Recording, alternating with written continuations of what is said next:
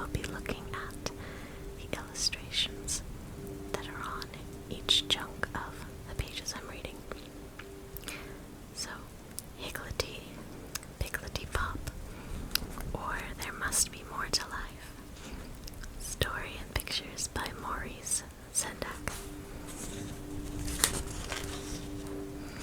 These are beautiful illustrations, and in one of the first pages, the dedication page, it says, "For Jenny." I don't know if that's the author's, someone in their family, or if it's literally the dog named Jenny. Okay, chapter 1.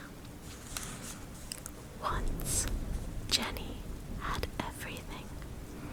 She slept on a round pillow upstairs and a square pillow downstairs. She had her own comb and brush, 2 different bottles of pills, eye drops, ear drops, a thermometer, and for cold weather, a red wool sweater. There were 2 windows for her to look out of, and 2 bowls to eat from. She even had a master who loved her. But Jenny didn't care. In the middle of the night, she packed everything in a black leather bag with gold buckles and looked out of her favorite window for the last time. "You have everything," said the potted plant that happened to be looking out of the same window. Jenny nibbled a leaf. "You have 2 windows," said the plant. "I only have 1. Jenny sighed and bit off another leaf. The plant continued. 2 pillows, 2 bowls, a red sweater, eye drops, ear drops, 2 different bottles of pills, a thermometer, and he even loves you." "That is true," said Jenny, chewing more leaves. "You have everything," repeated the plant. Jenny only nodded, her mouth full of leaves. "Then why are you leaving?" "Because," said Jenny, snapping off the stem and blossom, "I am discontented. I want something I do not have. There must be more to life than having everything." The plant had nothing to say. It had nothing left to say it with. That's quite disturbing when you think about it. That is the opening of the first chapter. This is chapter 2. Jenny took everything and went out into the world. On the corner, she met a small pig wearing large sandwich boards. He smiled and pointed to a box attached to the front board, on which was printed, "Free sandwiches. Please take." Jenny chose a tuna on rye and gobbled it as she read the advertisement on the board. It said, "Looking for something different?" "Yes," shouted Jenny, reaching for a ham, Swiss cheese, and Russian dressing on pumpernickel. Side note, this is the first time I remember hearing the word pumpernickel. We had not eaten pumpernickel bread in my family, and I had to ask my mom what pumpernickel was. Anyway, she continued to read, "Wanted, leading lady for the World Mother Goose Theater, plenty to eat." And then it says in brackets, the pig turned around. "If you have experience, call extension 11212. As loud as she could, Jenny called, "Extension 11212. The pig turned around again. "You called?" "Yes, I want to be the leading lady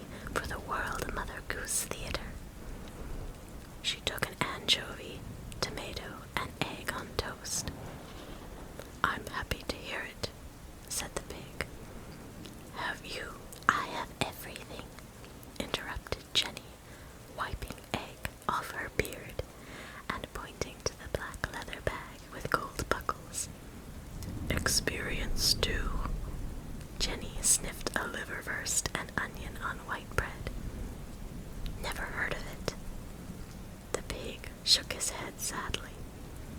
To be leading lady of the World Mother Goose Theater, you must have experience. How much time do I have to get it? Asked Jenny, carefully picking the lettuce out of a turkey, bacon, and mayonnaise sandwich. This is making me so hungry. By the first night of the full moon, they both looked up at the sky. The moon was nearly full. I'll never make it, said Jenny. If you do, said the small pig, don't call us, we'll call you. And he vanished so quickly, Jenny just had time to snatch the last sandwich. It was salami, her favorite. Another note, I believe I remember being young enough to not know what the word salami was when I was reading this book. So I was old enough that my parents weren't screening every single book that I bought and read, but I was still young enough to not know what some of these words were. Now, Chapter 3. It was dawn, and a horse pulling a milk wagon clip-clopped down the pale street. The milkman stopped to offer Jenny a ride. He stared at her black leather bag with gold buckles and said, "You must be going to a very terrific place." "Of course," said Jenny, licking her paw. "The most terrific place on my route is the big white house outside of town." Jenny yawned. "That's just where I'm going." "I thought so," said the milkman, pleased with himself. "You think fast," sniffed Jenny. "For a cat." The milkman laughed and winked slyly. "I've even guessed that you're the new nurse for Baby." "You are sharp," said Jenny, wagging her tail. "But can you guess what it's like to miss breakfast?" "Help yourself," said the milkman. Jenny thanked him and climbed to the back of the wagon. This part always made me so hungry when I read it. She stuck her nose into a raspberry yogurt, and before the wagon reached the corner, she had swallowed a whole farmer cheese and licked a pint bottle of milk clean. "You're the 7th nurse Baby's had," said the milkman. "All the others failed." Jenny sucked the insides out of half a dozen brown eggs. "How did they fail?" "They couldn't make Baby eat." "Imagine not wanting to eat," murmured Jenny, sampling the skimmed milk. "What happened to the other 6 nurses?" "They just disappeared. Some say," the milkman whispered, "they were fed to the lion locked in the cellar of the big white house. How do you like that?" "Awful," coughed Jenny, and she deliberately knocked over the bottle of skimmed milk. "But I won't fail. I'll make Baby eat." "That will be an experience," the milkman shouted. "How wonderful," sighed Jenny as she licked a stick of butter. "That's just what I need." They came to the edge of town, and the road turned bumpy. The wagon creaked, the bottles clinked, and over a hill and past some trees, the big white house appeared. Jenny took her black leather bag with gold buckles, jumped down, and said, "Thank you very much." "You're welcome," said the milkman, "and I wish you luck with Baby." "I wish you luck with your future deliveries," answered Jenny, and She ran up the front door and pulled the bell. The milkman had nothing to say. There was nothing left to deliver. I remember it being interesting that Jenny is kind of this horrible character, but I don't know. Somehow it was enjoyable to read. Chapter 4. The parlor maid opened the front door and said, "You must be baby's new nurse." "I'm certainly not nurse's new baby," snapped Jenny, proud of her quick repartee. "Follow me," said the parlor maid. She showed Jenny into a fine-smelling room, the kitchen. "This house has everything," said Jenny. The parlor maid shook her head. "Everything but a good nurse for baby." She covered a tray and put it to one side. "Baby's breakfast," she explained. Jenny fainted. "Heavens!" cried the parlor maid. She promptly filled a pan with water and dumped it over Jenny's head. I love this part. Jenny was moaning. "Pancakes, buttermilk pancakes." The parlor maid frantically mixed some batter and put it up to fry.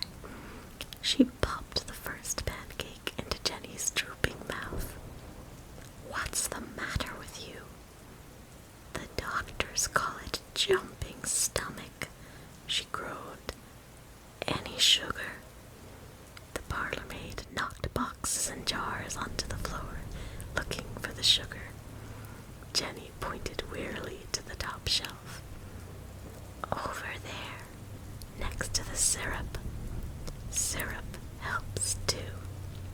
Of course, why wouldn't you go for syrup over sugar when you're eating pancakes? The parlor maid fed Jenny the dripping pancakes. Oh my gosh, it sounds so good. "Jumping stomach sounds serious," she sighed, mopping her brow with sticky fingers. "I hope it doesn't happen often." "I never faint on the job," said Jenny. "You don't have to worry. I'll make baby eat." "Don't be too confident. You just get one chance, and if you fail, the downstairs lion eats you up. That's an experience you won't soon forget." It's kind of like a dark fairy tale, sort of, but it's so strange. Jenny's stomach really jumped. "One experience is enough for me," she said. "Any coffee?" The parlor maid put a pot of coffee on the stove. Jenny was licking the syrup off her nose. "Doesn't baby have a name?" "She used to, but everyone's forgotten what it is." "Even her mother and father?" asked Jenny. She sniffed. "Coffee's ready." "Of course not," laughed the parlor maid as she poured Jenny a cup. "But they've been away ever so long. I must remember to ask them when they get back." Jenny lapped her coffee daintily. "Where are they?" "Oh," said the parlor maid, waving her arm. "At the castle yonder." Before Jenny could ask where that was, a bell rang. "Baby calling," said the parlor maid, reaching for a breakfast tray. "Follow me." She led Jenny down a long hallway, lit on either side by tall yellow windows. They looked buttery in the morning light. "What's your name?" asked Jenny. "Rhonda. May I ask what you have in your black leather bag with gold buckles?" "Everything." They were climbing a narrow staircase. Rhonda stopped to look when Jenny opened her bag. "You do have everything." "I have even more," Jenny said modestly. 2 windows that I left at home. I repeat, you do have everything. You can say that again. But before Rhonda could decide whether or not she would, they reached the nursery. I remember feeling legitimate tension leading up to this scene. Like, who is this baby? Why is there a baby that won't eat? The parents aren't there. I don't know. It's so strange. Chapter 5. Baby, here is nurse. Rhonda uncovered the tray and put it on the table. No, eat, said Baby. Jenny smelled orange juice, oatmeal, soft-boiled egg, and vanilla pudding. Oh my gosh, this book always made me so hungry. I'm just now remembering. Good luck, whispered Rhonda, and don't forget, only one chance. I'll make the most of it, said Jenny, nosing her way toward Baby's breakfast. Rhonda quietly closed the door behind her.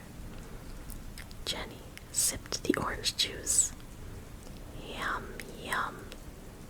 No yum, shouted Baby. You needn't shout.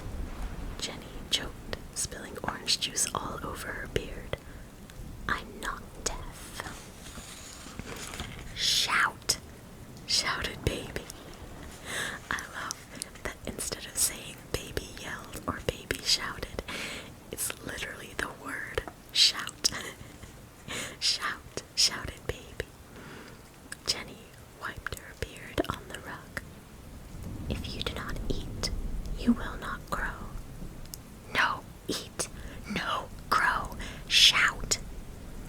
Jenny sighed and neatly tapped the top off the soft-boiled egg.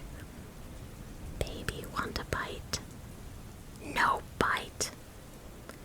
Good, snapped Jenny, and she gulped the egg, shell and all. Ew. Breakfast was disappearing into nurse, and suddenly Baby wanted some too. Eat, she cried, pointing to the cereal.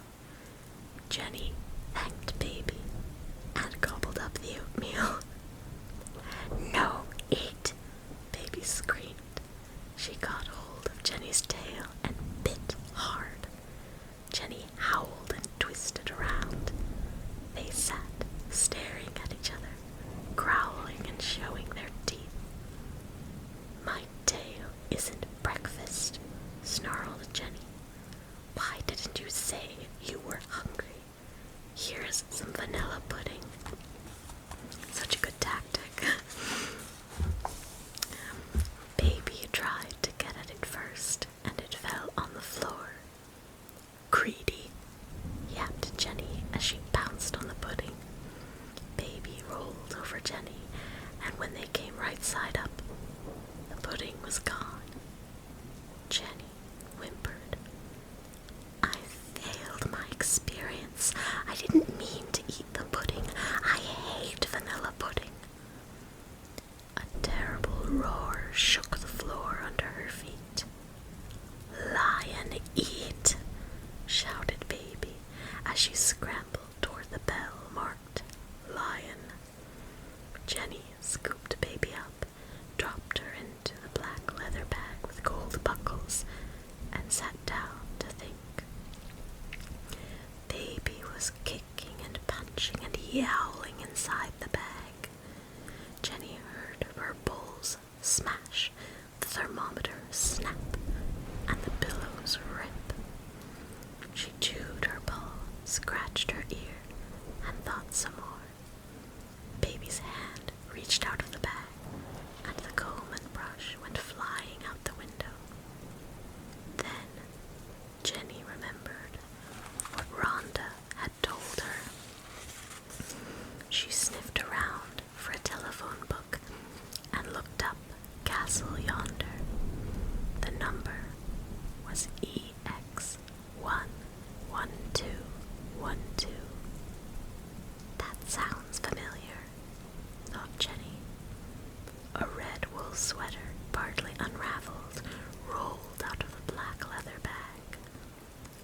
quickly dial the number.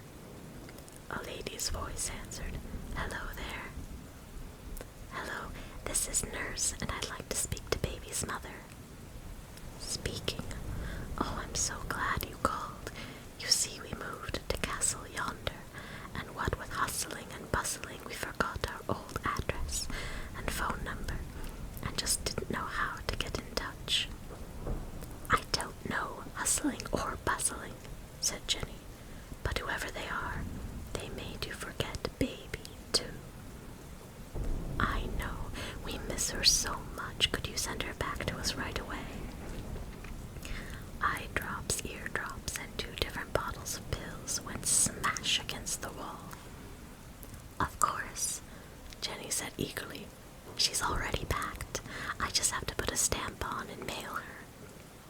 "Oh, you mustn't do that. The postman never comes this way."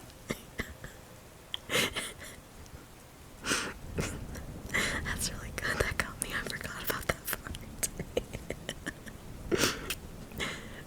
"Then how do I send her?" "By lion," said the lady. "There's one in the cellar, and he knows the way." Jenny shivered. "Did you know that lion has eaten up 6 nurses, and I don't know how many babies? Tell him baby's name, and he won't dare eat her." "What is baby's name, and what about me?"